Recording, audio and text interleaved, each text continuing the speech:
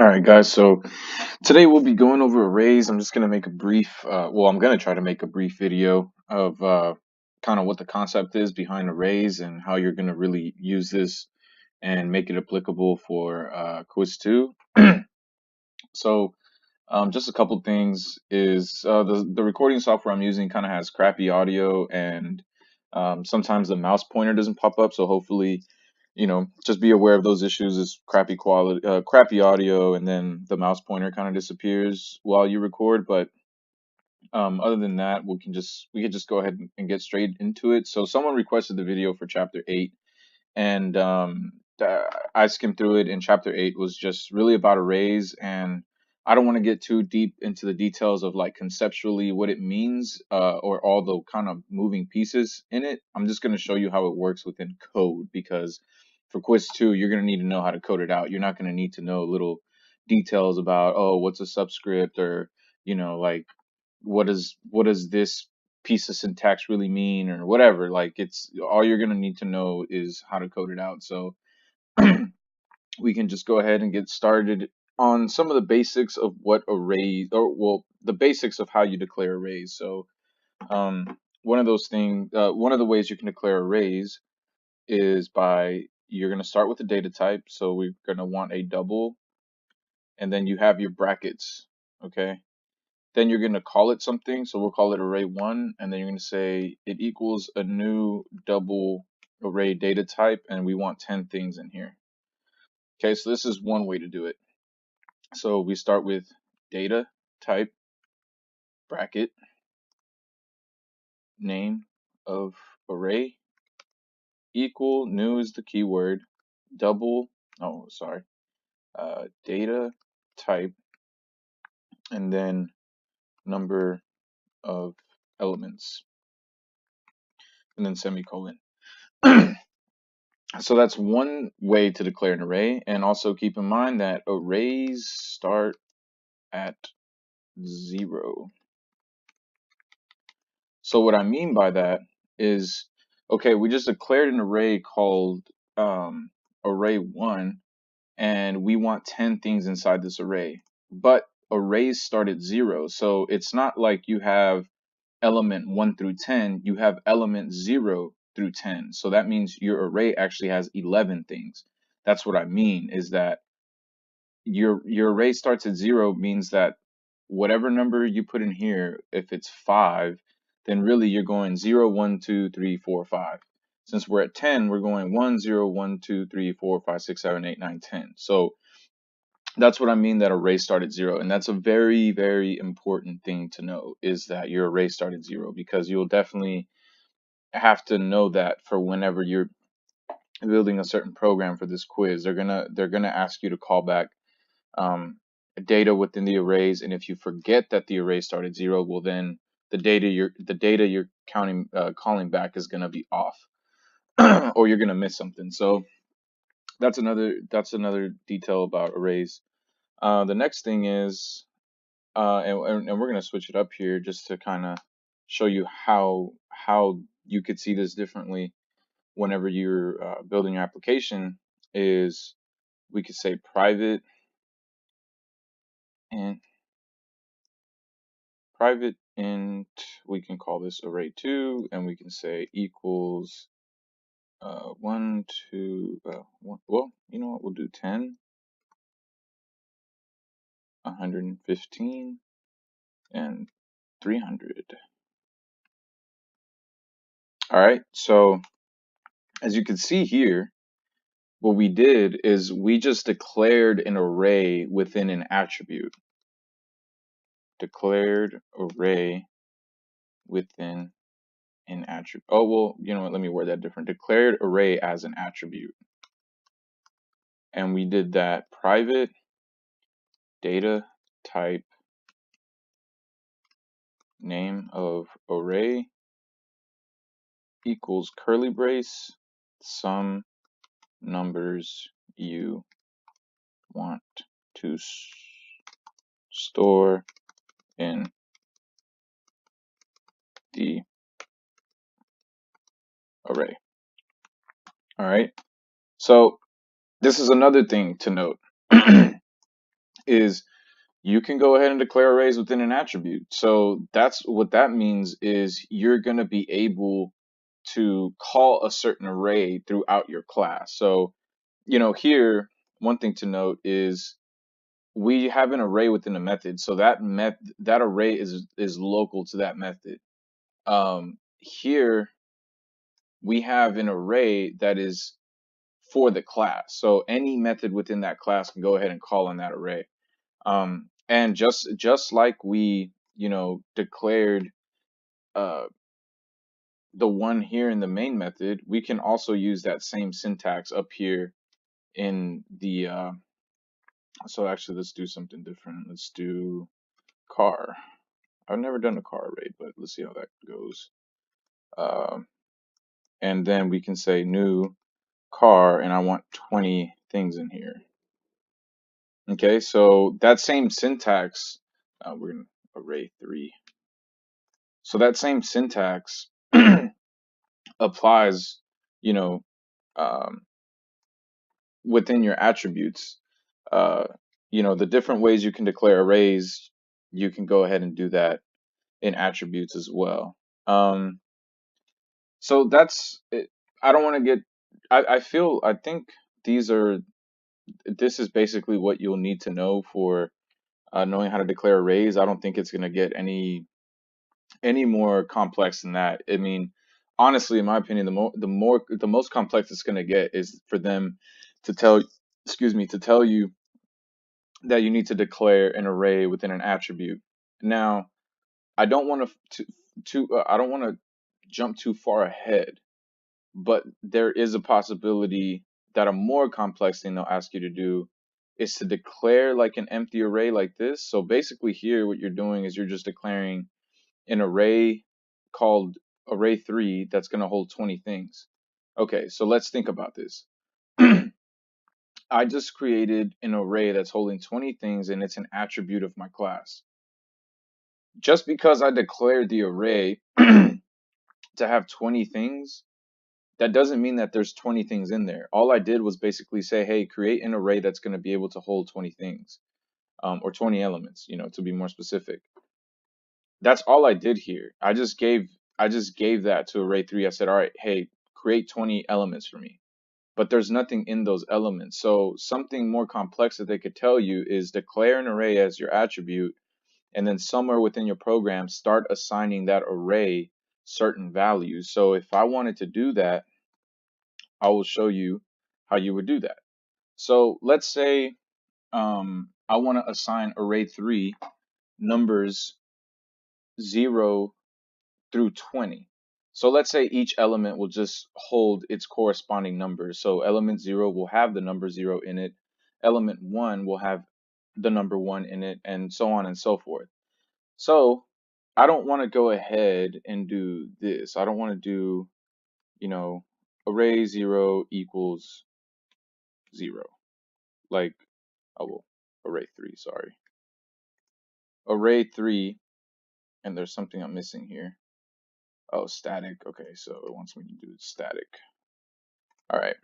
The reason I think it's going to want it to be static is because since I am assigning values to, since I am assigning a value to element 0, it probably just wants to make sure that the array itself is static so that those values will hold true if that thing is passed around, or so that those values will just stay there no matter what and not get reassigned or lost or anything. So that's probably why it wants it static. So, but as you see here, like let's say I want to assign values 1 through 20 to my array, and I'm going array 3.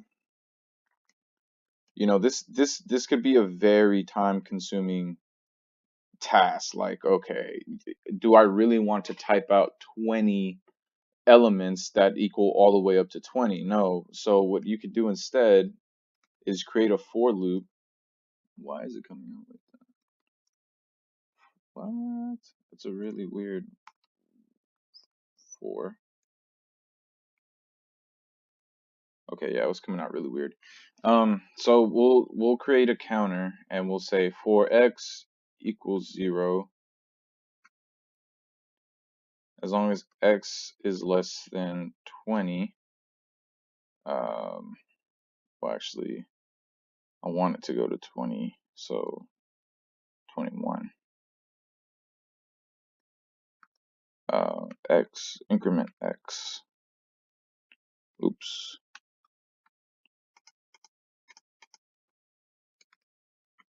Actually, let's see.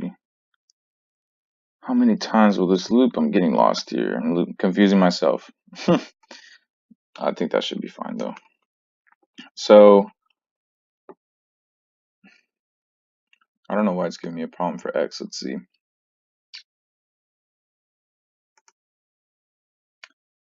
Create a local variable called x. Oh, int. Sorry. Okay, so basically, so as you guys saw earlier, I was, going array 3 0, array 3 1, array 3 2. Like, that's a very lengthy process. You don't want to do that when you're dealing in an array of 50 things and you need to assign 50 things to it. So what you would do is you would create a for loop so that you can go ahead and say, okay, every time we loop, I want array 3. And in this case, the loop control variable, which is x, can be assigned in the element, in the brackets here to represent the element. So, and then we are going to assign it to itself. Or could we just do counter plus plus and then do counter? Yeah, let's do that.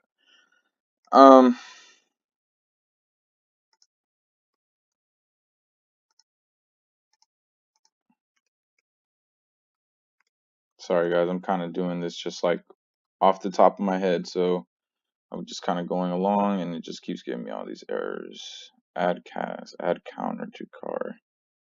Oh snap! So Jesus, I forgot that array 3 is not a number, so it's a car. So I'll just change it to a number.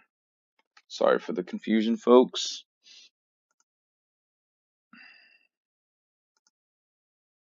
Okay, so basically what we're doing here is we're creating a for loop. This x is going to represent our elements.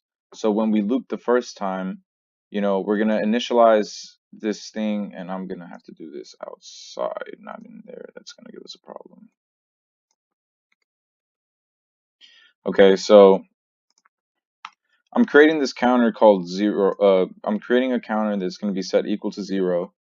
And when we loop, our x is going to represent our elements.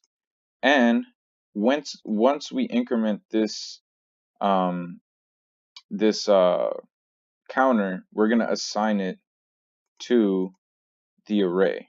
And I'm actually going to move that there. Okay, so then let's kind of act like we're going through the loop. So we're going to start out with x equals 0. The next step is to say, okay, array 0 equals the counter. So array 0 equals 0, increment the counter. We're going to loop again. So now we're at 1. So x equals 1. So so the loop will execute. Array 1 is now going to equal 1 because we incremented the counter. And so we increment the counter, now it's 2. So basically, when I run this, and I can also, print out my elements as I'm going to just check and make sure that everything is printing. So system out print ln, let's see how we can check whether this thing is working. So we'll say the element is array, the element for the array is, and then x represents my element, so I'm going to say plus x. The element for the array is x. So it'll print that, it'll do a new line, and then I'm gonna do the value for the element is,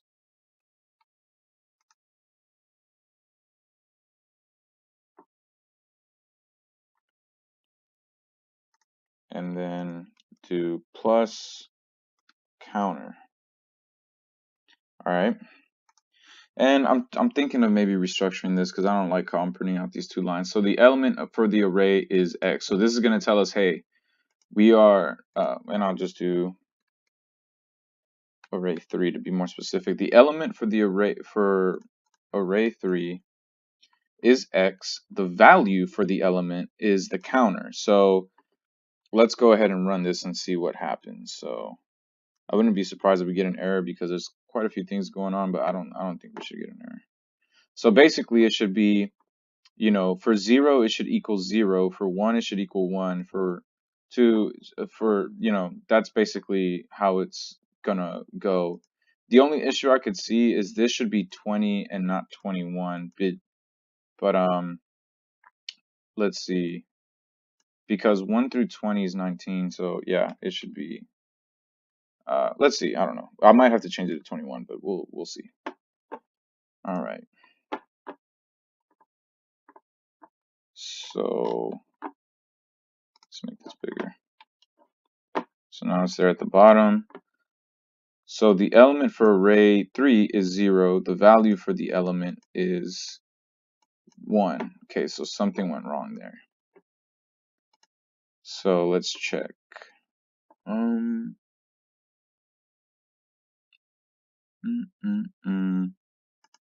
Trying to see. So X should be 0 here.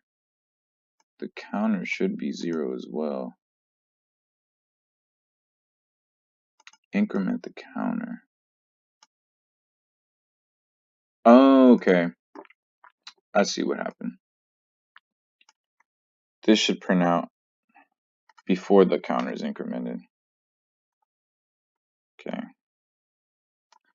And this is what happens when you make videos without really much preparation. So there we go. So the element for array 3 is 0. The value for the element is 0. The element for array 3 is 1. The value, and you know what? I need to add, I don't like how it's showing up.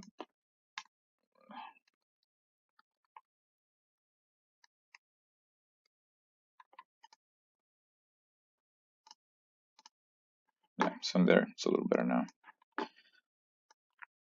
So you see, everything is matching. So basically, that's the idea behind using arrays in a very complex format. You know, admitted I messed it up, but I am doing this just kind of off the cuff, so I didn't really prepare much for this. But this is the idea: is you want to be able to call back that data somehow, right?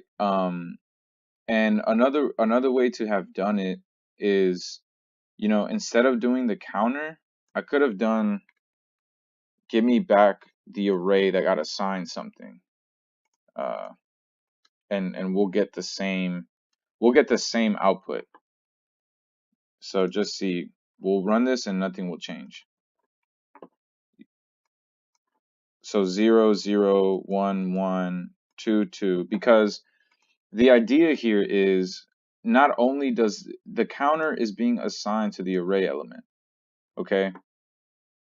So here we had put counter first, and you know the counter was a certain value as it was looping. But remember that the array element is holding that value, so it was like I was representing the same thing, because for each, because here I was assigning a certain value to a certain element, and here since we're looping, you know, we're looping through that element, we're looping through the elements in that array, and those elements hold the counter. So it's kind of two ways of doing the same thing, but that's the idea behind arrays: is you're going to be storing something inside an element. You are most likely going to be looping to get those things back in a more efficient manner, and you're going to have to do something with those values, you know. Um, so that's one thing that well, I would say this is probably one of the more complex problems that you could face with arrays, right? This is pretty simple here, very straightforward. Okay, declare an array with certain values in as an attribute.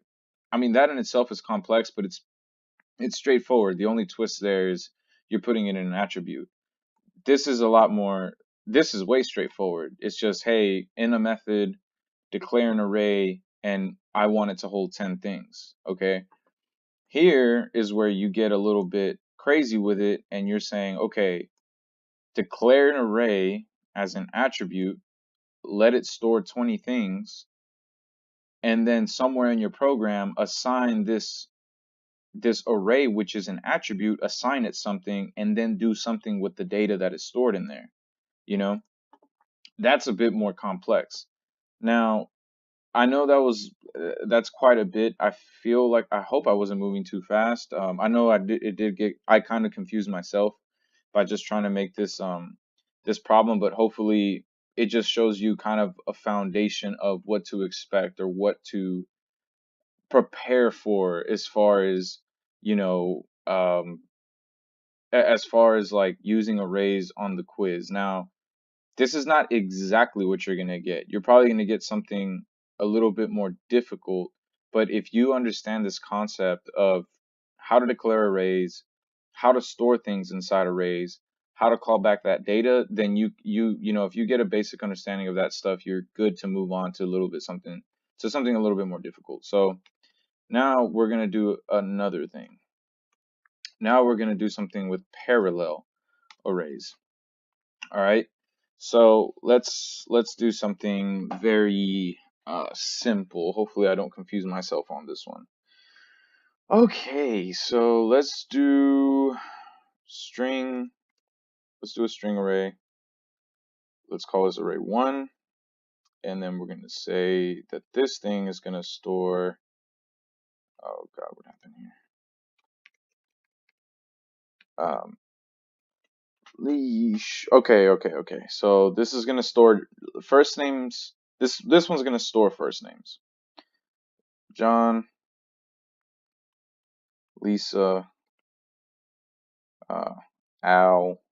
Coming up with like really basic names here. Let's switch it up. Let's call it Vonheimer and Guillermo. All right. So diversifying the names a little bit. So this is storing first names. Now let's say that you have a program, and they say, all right, this program has two arrays. One of the arrays has first names of certain people, and the second array has the last names of those people. So now let's create an array with the last names for these people. We're gonna call him John Lopez, Lisa Gilbert. Oh well, Lisa Johnson, Al Yankovic, Vonheimer Williams, and Guillermo del Toro. All right, so let's say this is what you're working with, right? And I'll be completely honest with you. For the most part, whenever you have parallel arrays, like, the problem is going to tell you that they're parallel. So don't think you're supposed to, like, see a problem and be like, oh, is Lisa going with Yankovic or Vonheimer goes with Lopez? Like, no, it'll tell you, hey, John goes with Lopez, Lisa goes with Johnson, Al goes with Yankovic, and so on and so forth. So you'll know. But the point is, do you know how to call back that data in an efficient manner? So this is where your for loops come in. A good knowledge of loops comes in. So these things are, you know they're parallel arrays in the sense that this has one piece of information you need, this has the other piece of information you need, and the elements correspond with each other. So element 0 in array 1 corresponds with element 0 in array 2. That's parallel arrays right there. That's the basic idea, is that each element in the different arrays correspond to each other. And I mean, don't be surprised if you see parallel arrays that are like 3 parallel arrays or 4 parallel arrays. Like, don't be surprised, because I think that one of the exams that I think our quiz 2 had like 3 parallel arrays or something. But anyways, let's say that you want to call back this stuff and print these names out. So let's create, our for loop. Most likely you'll be using a for loop. And then, let's see how many things do we have. 1, 2, 1, 2, 3, 4, 5. So we'll do this to 5. Because really it'll be 0, 1, 2, 3, 4 since array started 4. Oh man, what am I doing there? All right, so before we get into that, let's kind of line this up in a way. Array 1, 0 corresponds to array 2, 0. This makes the arrays parallel. So let's just, make a note of that. If I want to print out the names, if I want to print out the names in their proper order, this is how I would do it. Okay.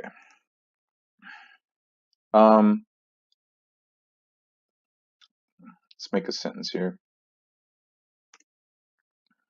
System out print, do ln. I can't type today. Okay.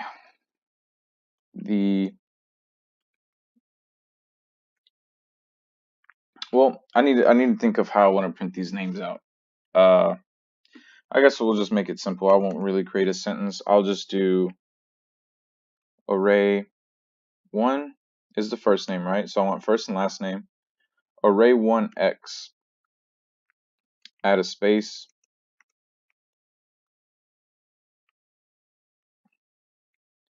And then I'll do array 2x. And then I'll just break the lines.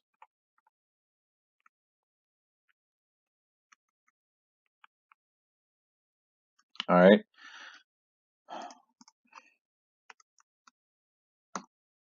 Okay. So hopefully what you see here, since these things are parallel, 0 corresponds to 0. Well, you see here that when this loops, I'll be at 0. So x equals 0. And then, we'll go through our other stuff and increment. So system out print array 0, which would be John, add a space, also print array to 0, which would be Lopez. And then we just do a line break. Okay, then we loop again. So then now x is equal to 1, array element 1, Lisa, space plus array element 1 would be Johnson. So Lisa Johnson, and then the program will repeat, or the loop will keep going. And now you'll see that I'll get all of these names. I'll get John Lopez, Lisa Johnson, Al Yankovic, Von Heimer Williams, and Guillermo del Toro. I'll get all these guys printed out. So let's check it out. You see? John Lopez, Lisa Johnson, Al Yankovic, Von Heimer Williams, Guillermo del Toro. So that is the idea behind parallel arrays, and that is a very key concept to get down. I misspelled that. I don't care. Actually, I do care. Let me fix it. All right. That right there is another very key concept to understand, is how can I get these arrays? how can I get the value of these arrays in an efficient way when they correspond to each other? And you're just going to do that with for loops and a loop control variable. What I'm showing you is a very foundational understanding of what to do when the problems get a little bit more complex.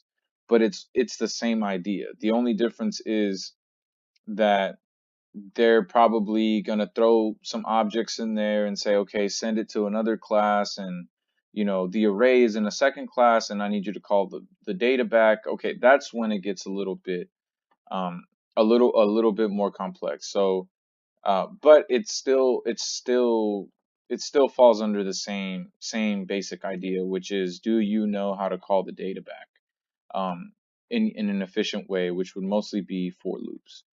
And then everything that falls below that is very simple. It's gonna say, you know, after you do this step, then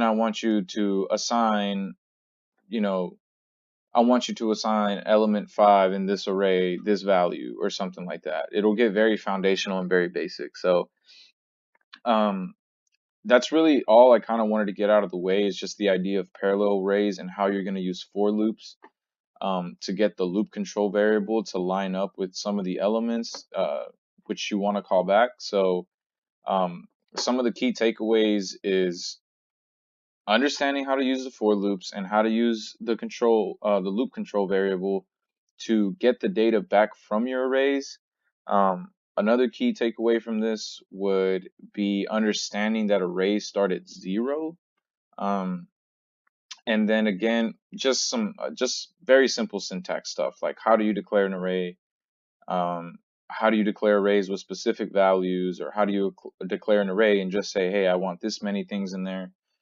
That type of stuff. The more complex stuff, it'll definitely be stuff you learn doing the quizzes. And obviously I have my quiz videos up for quiz 2, so take a look at those and see how it is that it gets more complex, right? This is just a very foundational understanding of what you're going to need to know for arrays. So that's all I have for you guys. I appreciate you guys watching the videos, and hope this taught you some stuff that maybe you might have been confused on.